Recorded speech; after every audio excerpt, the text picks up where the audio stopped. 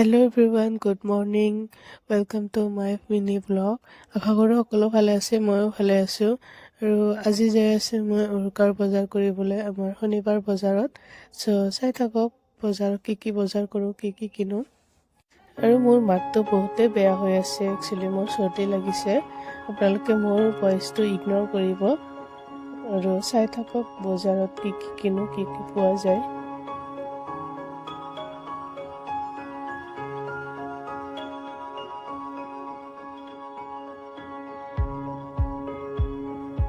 আমি আহি পালোহি বজাৰ, আৰু বজাৰত সোমাওঁতে ফাৰ্ষ্টতে মই দেখাবলৈ লিটুইচটো মই বহুত দিনত বিচাৰি আছোঁ, মই পোৱা নাছিলোঁ এইকেইদিন।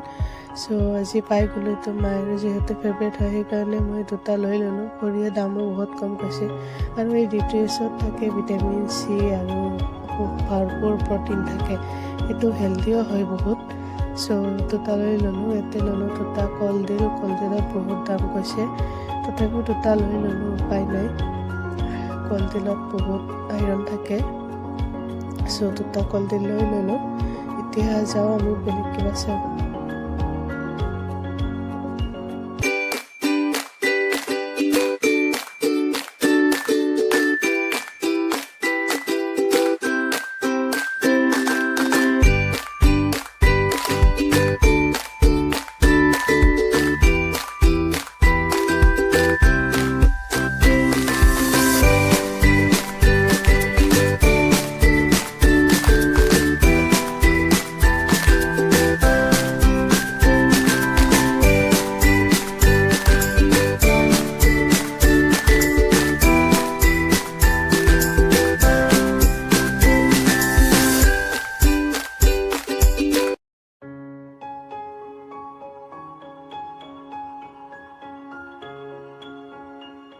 আৰু এই দাদাৰ দোকানত চাইছিলোঁ তিলৰ দাম কিলো কৈছে 250 টকা কিলো।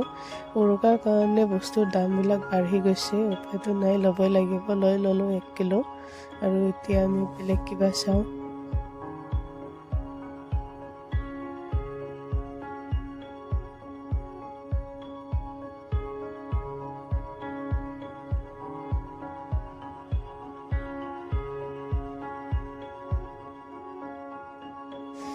আজি বজাৰত বহুত ভিৰ হৈ আছে, যিহেতু উৰুকাৰ বজাৰ, সেইকাৰণে বজাৰত বেছি ভিৰ হৈ আছে, আৰু বস্তুৰ দামো বহুত হাই হৈ আছে। উপায়তো নাই, চবেই ল'বই লাগিব, নিয়মটো কৰিবই লাগিব। বছৰত এবাৰহে আহে, চবেই নিয়মটো পালন কৰিব। আৰু সেইকাৰণে এতিয়া চাইছিলোঁ চিৰা বেলেগ বেলেগ কোৱালিটিৰ চিৰা আছে। চিৰাৰ দামো বহুত কৈছে। এতিয়া জহা চিৰা আৰু বৰা ধানৰ চিৰা 2 কিলো লৈ ল'লোঁ। 1 কিলো লৈ ল'লোঁ, 90 টকাকৈ লৈছে। তাৰপিছত আমি এতিয়া যাম বৰা চাউল ল'বলৈ। বৰা চাউল ইয়াতে জহা বৰাটো বহুত ভাল, চবেই লৈ আছে। ইয়াতে বৰা চাউলো 60 টকা কিলো কৈছে। ইয়াতে বৰা চাউলো লওঁ, 7 কিলোমান লৈ ল'লোঁ। তাৰপিছত এতিয়া যাওঁ আমি বেলেগ দোকানত, আমাৰ বেলেগ বস্তু ল'ব লগা আছে। বজাৰৰ ৰাস্তাত কিমান ভিৰ হৈ আছে চাওক, একদম খোজ কাঢ়িব জেগাই নাই। এতিয়া আহিলোঁ আমি দৈ ল'বলৈ। ইয়াতে পুৰবী দৈ দোকান, এই দোকানখন বহুতে ভাল। ইয়াতে বহুত ভাল গাখীৰো পায়, দৈ পায়, বেলেগ বেলেগ বস্তুও পায়, খোৱা বস্তু। ইয়াৰ পৰা আমি দৈ লৈ কেনে ডাইৰেক্ট ঘৰলৈ যাম। আৰু আজি ৰাস্তাত বহুত ট্ৰেফিক হৈ আছে, ঠাণ্ডাও বহুত লাগিছে। আমি যাই আছোঁ ঘৰলৈ। আমাৰ ঘৰলৈ যোৱা ৰাস্তাটো নতুনকৈ বনাই আছে, বহল কৰি আছে। ৰাস্তা বনোৱা হোৱা নাই। ৰাস্তাৰ চাইডে ভেলাঘৰ বনাই আছে, পথাৰে ভেলাঘৰ বনাই আছে। আৰু আমাৰ পিছফালেদি যাই আছে ট্ৰেইন। আমি এতিয়া ঘৰলৈ যাই আছোঁ। এয়া হ'ল আমাৰ চমৰীয়া সত্ৰখন বহুতেই ডাঙৰ, আৰু ফেব্ৰুৱাৰী মাহত ইয়াতে সভা আছে, আপোনালোকে আহিব পাৰে। সত্ৰখনৰ কাষত আছে সৰু এখন পাৰ্ক, আৰু আছে এখন নদী। আৰু এতিয়া আহি আমি পালোহি ঘৰ।